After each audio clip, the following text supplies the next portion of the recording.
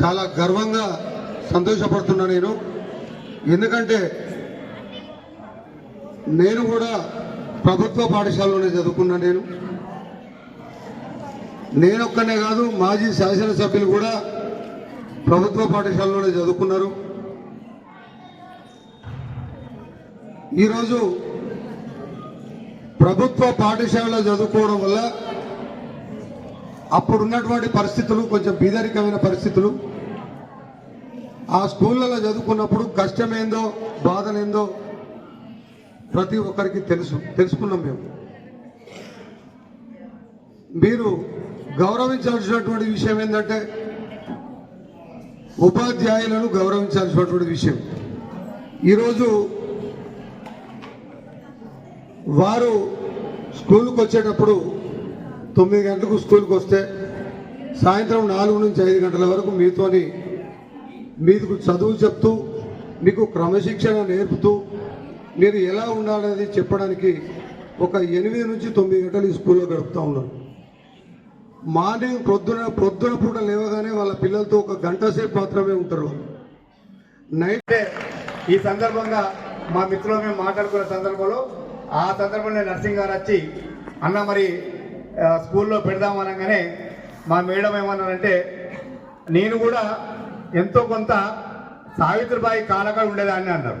మా భాగ్యలక్ష్మి జేలిపి చైర్మన్ ఏమన్నారంటే, నేను కూడా స్కూల్కి పోలేదు, పోయినట్టు చేసినా కానీ మీరు స్కూల్ పెట్టినాక స్కూళ్ళకి వచ్చి పాఠాలు చేసే అవకాశం వచ్చిందని చెప్పి మా మేడం చెప్పారు. ఆ మేడం ఆ సందర్భంగానే మేడం ఏమనుకోవద్దు, మీ అందరికి శాలువాలు కూడా పంపింది మా మేడం అని చెప్పి నేను గర్వంగా చెప్పుకుంటా ఉన్నాను. నర్సింగ్ గారు చెప్పంగానే అంతేకాదు, మేము శాలువేలే కాదు, ఇక్కడ 1000 మంది స్టూడెంట్స్ ఉన్నారు, ఖచ్చితంగా ఒకరోజు నేను ప్రత్యేకంగా వచ్చి వాళ్ళకి స్వీట్లు ఇస్తా, ఇలా శాలువాలు పంపిస్తున్నా, నేను రాలేకపోతున్నా, క్షమించమని కూడా చెప్పడం జరిగింది మేడం. మీకు వచ్చి కలుస్తారు మళ్ళీ పర్సనల్గా. ముఖ్యంగా ఒక విషయం చెప్పదలుచుకున్నా, ఇక్కడ ఈ ప్రాంతంలో ఉన్నటువంటి మన పెద్ద మనిషి సీనియర్ నాయకులు అందరికీ ఆదర్శపాయుడు మన అన్న సురేష్ గారు మరి వేదిక ఉండడం జరిగింది.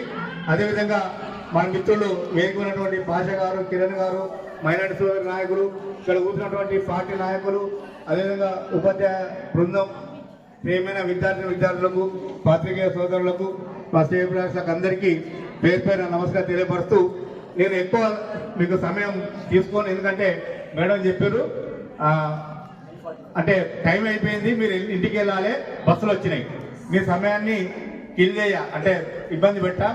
ఒకే ఒక విషయం, ఉపాధ్యాయులు లేనిది అమ్మాయి కళ్ళతల్లి పెట్టుకున్న అమ్మాయి, ఉపాధ్యాయులు లేనిది ప్రపంచం లేదు. అవునా కదా? ఉపాధ్యాయులు లేనిది ప్రపంచం లేదు. మా సీఎం గారు కూడా మీ లెక్క కింద కూర్చొని చదువుకోండి అని చెప్పి చెప్తున్నా. ఈ ఉపాధ్యాయులు చేయబట్టే సీఎం అయింది. ఇలా ఆకాశంలో రాకెట్ నడుస్తున్నాడంటే టీచర్ చేయబట్టే, శాస్త్రవేత్త అయిందంటే టీచర్ చేయబట్టే, ఇలా ఎమ్మెల్యే అయినంటే, సోషాలజీ ఎంఏ చేసిందంటే ఇలాంటి టీచర్లు చేయబట్టే చెప్పని గొప్పగా చెప్పుకుంటున్నాను. అందుకే ఇలా టీచర్లను గౌరవించాలని చెప్పి మన సావిత్రిబాయి ఎన్ని కష్టాలు పడి ఉపాధ్యాయురాలైందో, అటువంటి పరిస్థితుల్లో చదువు లేని పరిస్థితిలో చదువు చెప్పినటువంటి పరిస్థితి రావడం నిజంగా మనం గర్వించదగ్గ విషయం. ఖచ్చితంగా ఇప్పుడు అతి త్వరలో పెట్టుకోవడం వల్ల తక్కువ మంది టీచర్లను మీరు సన్మానించుకునే అవకాశం రావడం జరిగింది.